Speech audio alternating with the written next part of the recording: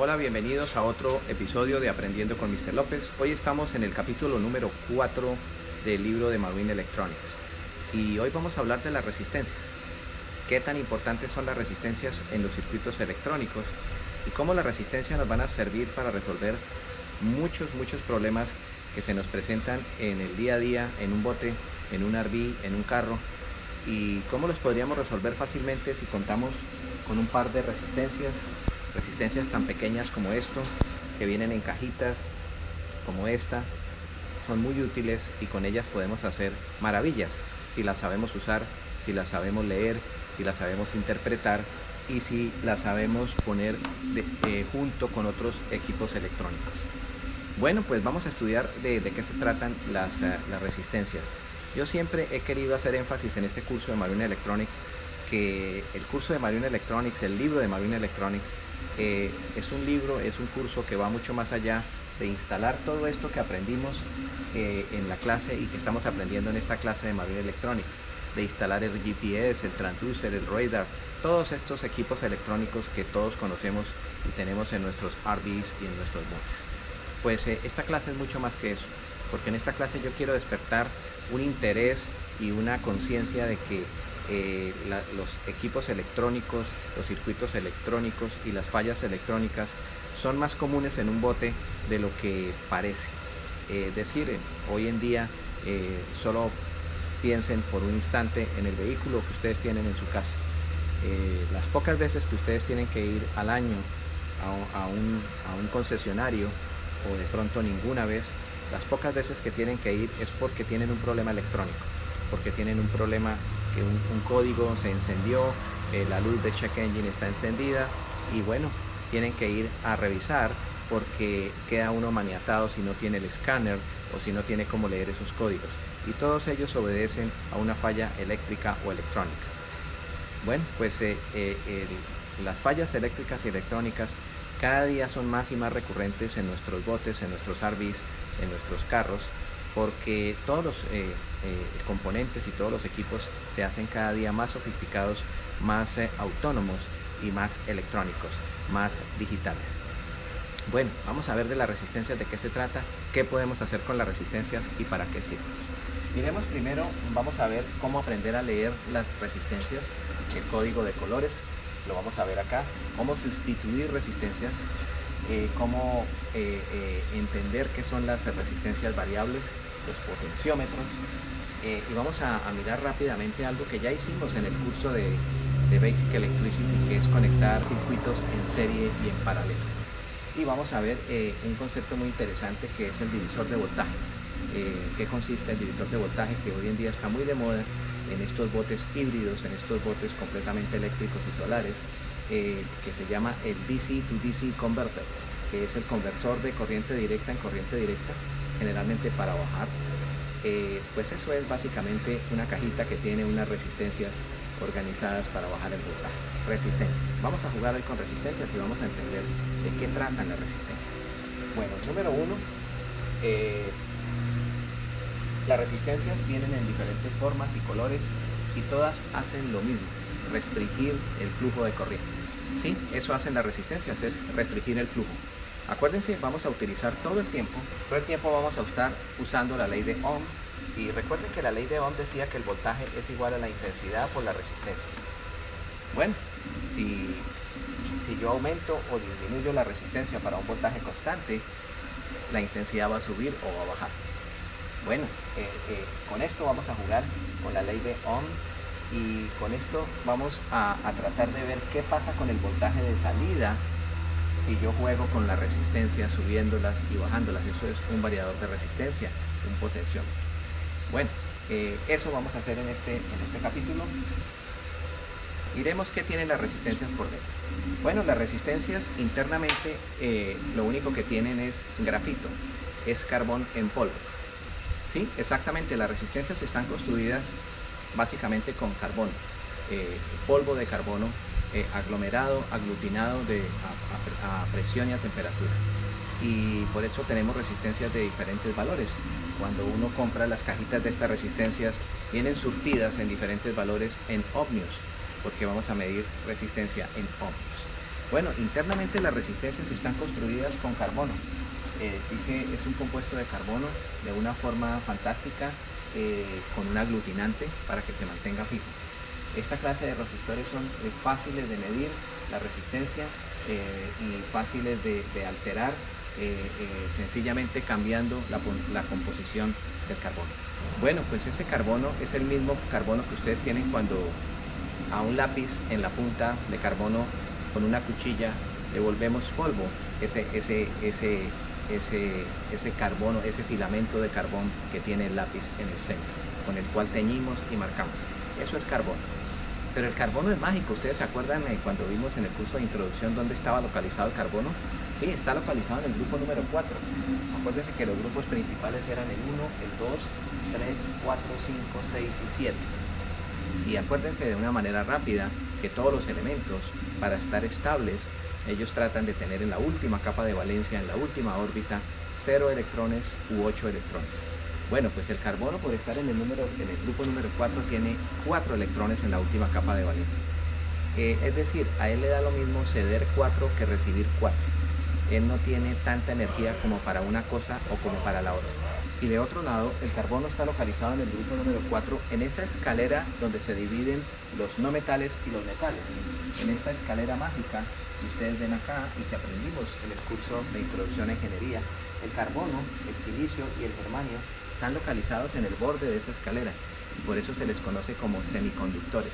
Son unos perfectos semiconductores y se usan para todo lo que es hacer circuitos electrónicos. Mire, este board está hecho con una composición de carbono y silicio, y todos los componentes, los diodos, los capacitors, los transistores, están hechos con esos tres materiales: carbono, silicio y germanio. Son semiconductores.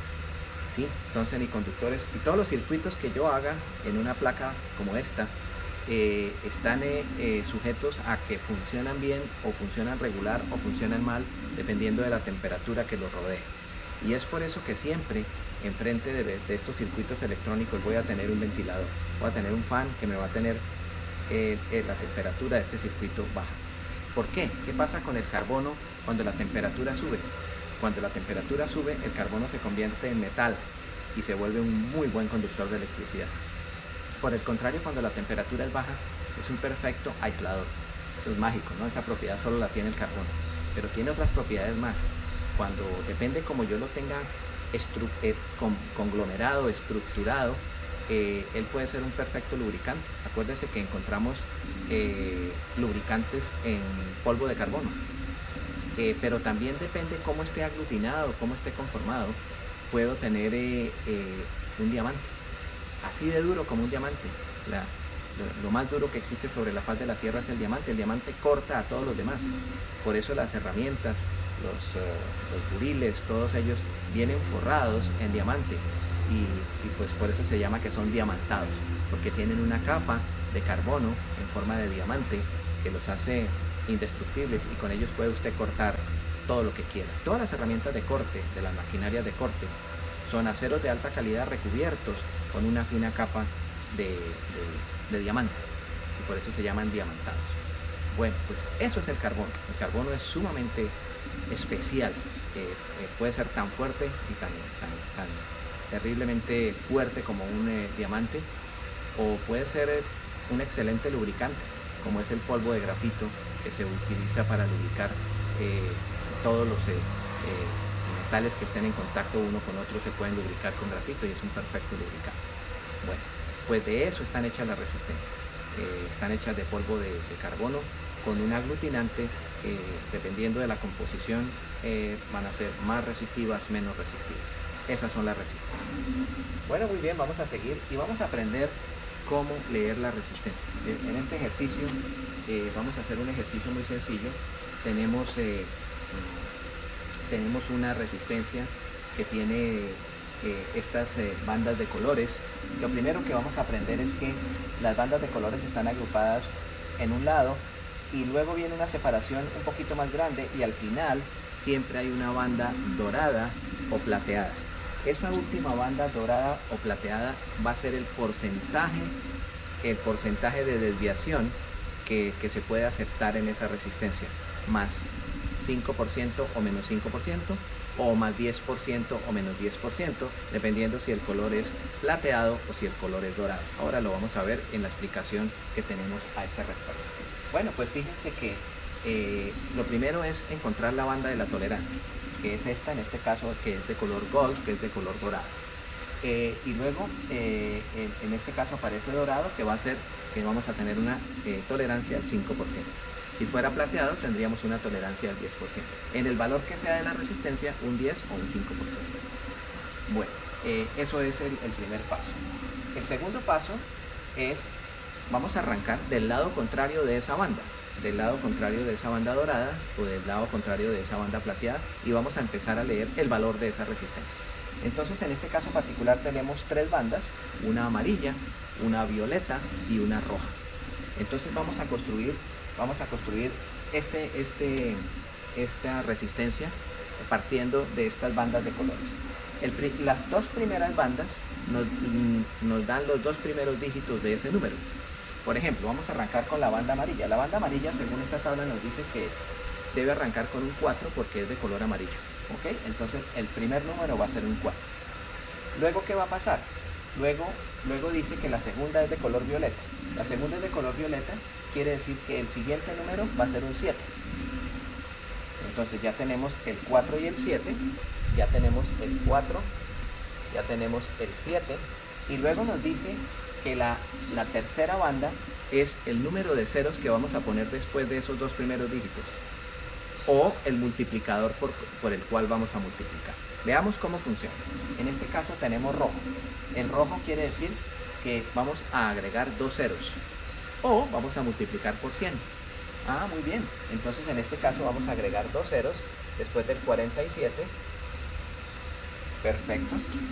Y luego vamos a tener una tolerancia de color dorado que va a ser del más o menos 5%. Bueno, nuestra resistencia va a ser de 4700 ohmios, más o menos un 5%. Interesante, el 5% de 4700. En este caso nuestra resistencia va a ser de 4700 y vamos a calcular el porcentaje. El 5% de 4700 son 235. Entonces, si le agregamos 235, va a tener 4.935 en la parte superior, y si le restamos 235, va a ser 4.465.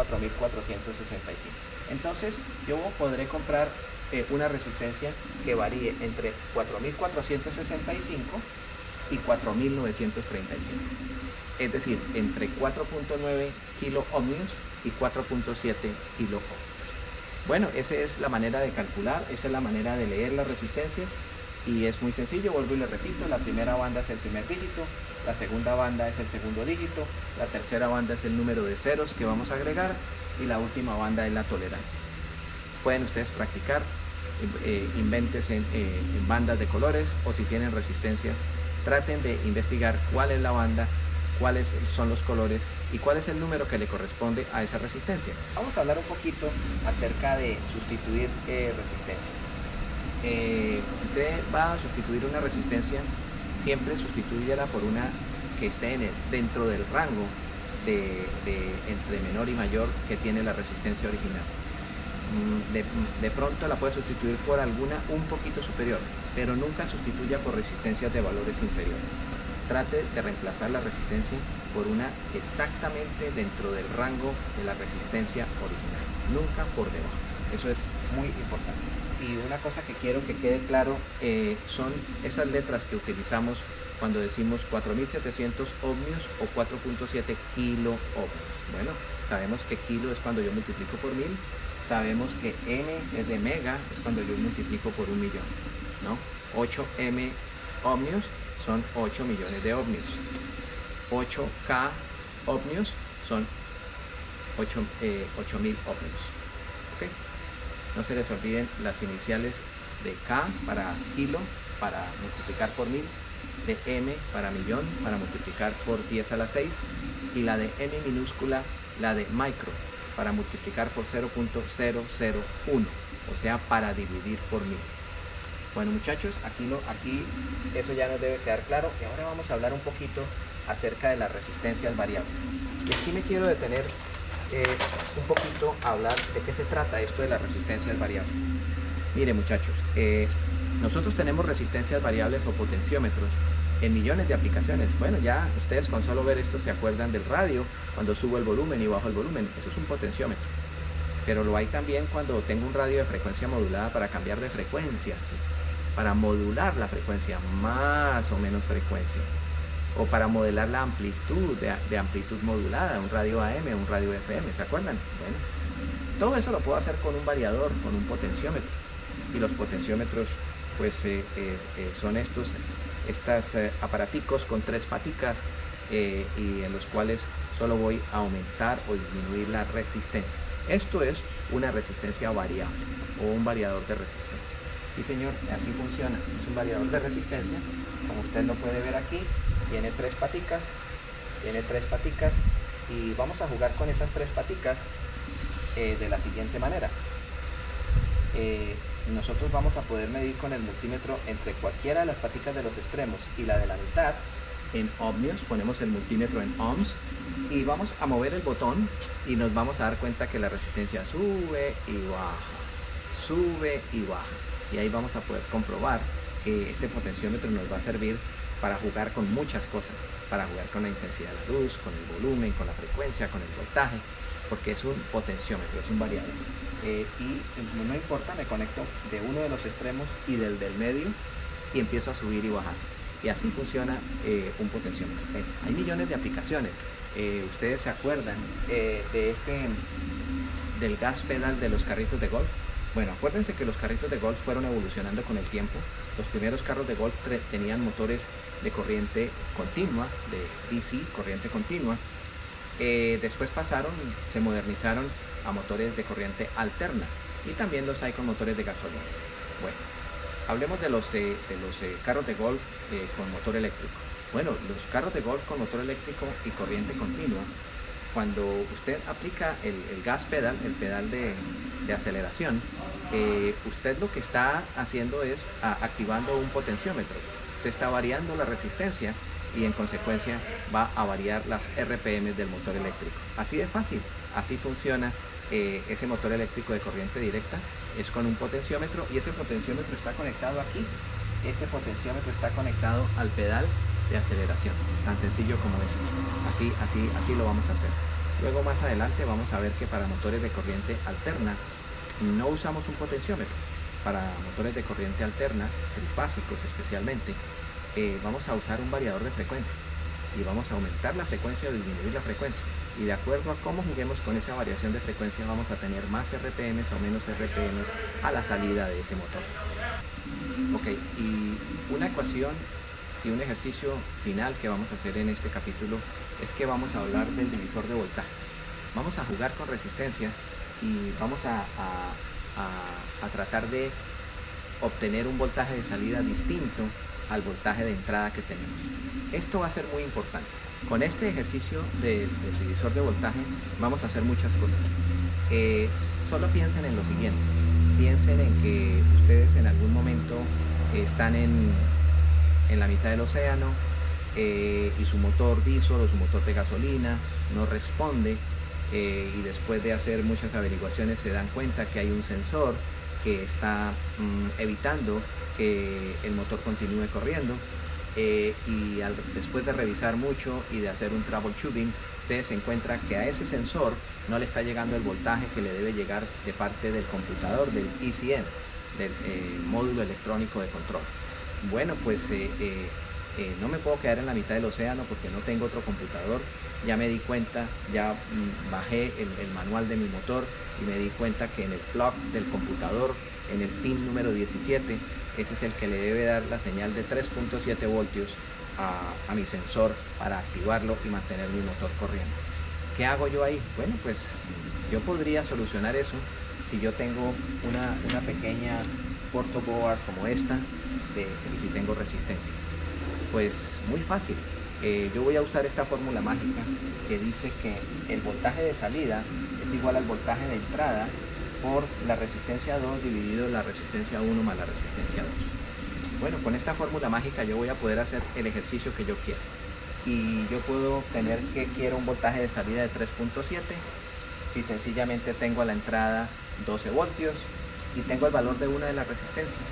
Con el valor de la resistencia de una de ellas yo calculo la otra usando esta ecuación. Y ya con las dos resistencias las conecto de esta manera. Esta es la batería, del positivo salgo con la primera resistencia, del negativo salgo con la segunda, y este en lo sucesivo va a ser mi voltaje de salida, el positivo. Entonces yo mido entre este y aquí voy a tener el voltaje que yo quiero. Miren, lo hice en un ejercicio muy sencillo acá, lo hice en este ejercicio, y miren lo que digo acá. Pongamos que yo necesito proveerle a un motor, a un sensor específicamente 3.7 voltios, y vamos a usar la fórmula del divisor de voltaje. El voltaje de mi batería, el voltaje de entrada va a ser de 12 voltios, el voltaje de salida va a ser de 3.7, y el valor de la resistencia, yo tengo una resistencia en mi bolsillo, va a ser la R1, tengo una cualquiera, puede ser una de 500 ohmios, tengo una, y voy a calcular el valor de la siguiente resistencia. Pues aquí lo tengo. Yo digo que el valor del voltaje de entrada es de 12 voltios, el valor del voltaje de salida de 3.7, tengo el valor de una resistencia y voy a calcular la otra para poder obtener en la salida 3.7 voltios. Entonces yo ya sé que aquí son 12 voltios, aquí son 3.7 voltios, y aquí arriba tengo 500 dividido 500 más R2. Hago los despejes y encuentro que R2 vale 345 ohmios. Perfecto. Yo necesito una resistencia de 500, una de 345, que con el porcentaje puede ser de 350, una de 500, una de 350, y voy a bajar el voltaje de 12 voltios a 3.7. Este es el voltaje de salida positivo de 3.7, y voy a medir entre el negativo de la batería de acá, y ya tengo 3.7. Y eso lo puedo hacer con una pequeña placa de estas y un par de resistencias, utilizando esta fórmula mágica del divisor de voltaje. Esto me va a solucionar a mí millones de problemas en un barco, créamelo, problemas que se presentan a diario en los generadores, problemas que se presentan a diario en los motores, y con esta pequeña fórmula yo voy a solucionar y hacer magia. Por ejemplo, ¿qué pasa si yo tengo dos resistencias iguales? Si yo tengo dos resistencias iguales, miren, hagamos este ejercicio. Supongamos que la resistencia 1 y la resistencia 2 son iguales, cada una valen 500, entonces yo aquí tengo 500, yo aquí tengo 500, y aquí tengo 500, entonces va a ser 500 dividido 1000, esto va, este paréntesis me va a dar un medio, me va a dar 0.5, entonces 0.5 por el valor de entrada, que son 12 voltios, voy a tener en la salida 6 voltios. Cuando yo tengo dos resistencias iguales, R1 y R2 iguales, yo divido el voltaje exactamente en la mitad. Hagan ese ejercicio, conecten una batería, cojan una batería y cojan dos resistencias iguales y busquen que en la salida les debe dar la mitad del valor de voltaje que tiene su actual batería. Ese es un ejercicio muy sencillo. Ese es muy útil en muchas situaciones cuando yo quiero bajar el voltaje a la mitad. Y va a ser extremadamente útil en los nuevos botes de configuración solar, de configuración híbrida, porque yo quiero, por ejemplo, tengo un banco de baterías de 24 voltios, pero sin embargo todo lo que yo tengo electrónico es de 12 voltios. Bueno, pues yo voy a necesitar un convertidor de corriente directa a corriente directa que me baje de 24 a 12. Usted lo puede comprar, como este que es de esta marca Masterbolt, muy bueno, yo lo recomiendo, Masterbolt, y baja el voltaje de 24 a 12. Aquí a la entrada le meto 24 voltios y en la salida voy a tener 12 voltios, muy sencillo de conectar, pero esto básicamente es un divisor de voltaje con resistencias iguales. Ensayen, practiquen haciendo uno, cojan una placa, una board desnuda, inserten las resistencias, una pequeña batería, y van a tener un DC to DC converter para bajar de un voltaje a otro. Bueno, este es el capítulo de resistencias, muchachos. Espero que practiquemos, espero que conectemos resistencias en serie y en paralelo. Acuérdense que cuando conectamos resistencias en serie, el valor de la resistencia total va a ser igual a la suma de las resistencias, pero por el contrario, si conecto resistencias en paralelo, el valor de la resistencia total va a ser inferior y el valor de la resistencia total va a ser menor que cualquiera de las resistencias que tengo. Hagan ese ejercicio y calculen. ese ejercicio que les estoy diciendo en particular, el de conectar resistencias en paralelo. Mire, hagámoslo de esta manera. Se los voy a adelantar un poquito para que jueguen con ese laboratorio. Supongamos que yo tengo 3 resistencias en paralelo. 1, 2 y 3. Y esta vale 5 ohmios, esta vale 10 y esta vale 15.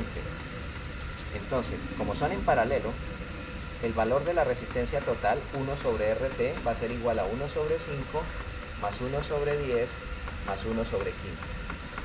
Entonces aquí tengo que calcular el valor de este. Vamos a buscar el mínimo común denominador entre 5, 10 y 15. ¿Cuál sería?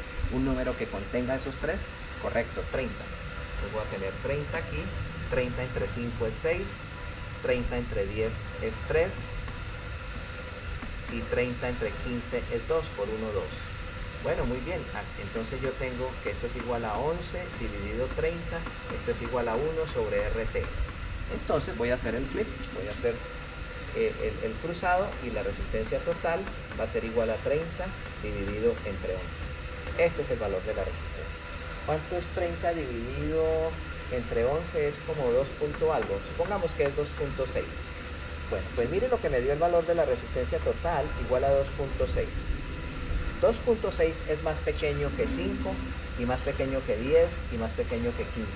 Correcto, cuando yo conecto resistencias en paralelos, la resistencia total es más pequeña que cualquiera de las otras resistencias. Y otro ejercicio que podemos hacer de este es el siguiente. ¿Qué pasa si a mí se me rompe la resistencia de la mitad? Se me corta, se me interrumpe esta resistencia de la mitad. Pues no pasa nada, el circuito sigue funcionando porque tiene otras 2 ramas para seguir. ¿Y de cuánto será el valor de la nueva resistencia total? ¿Aumentó o disminuyó? Bueno, pues vamos a quitar esta de la mitad de 10 y vamos a decir que vamos a sumar 1 sobre 5 más 1 sobre 15 y vamos a decir que el mínimo común denominador en este caso particular es de 15. 15 entre 5 es 3, 15 entre 15 es 1 y la nueva resistencia total va a ser igual a 15 dividido 4. 15 dividido 4. Y el valor de la nueva resistencia es 15 dividido 4 es 3 punto algo. Supongamos que es 3.7. Entonces pasó de 2.6 a 3.7. Si una de las resistencias se rompen en un juego de paralelos, la resistencia total aumenta.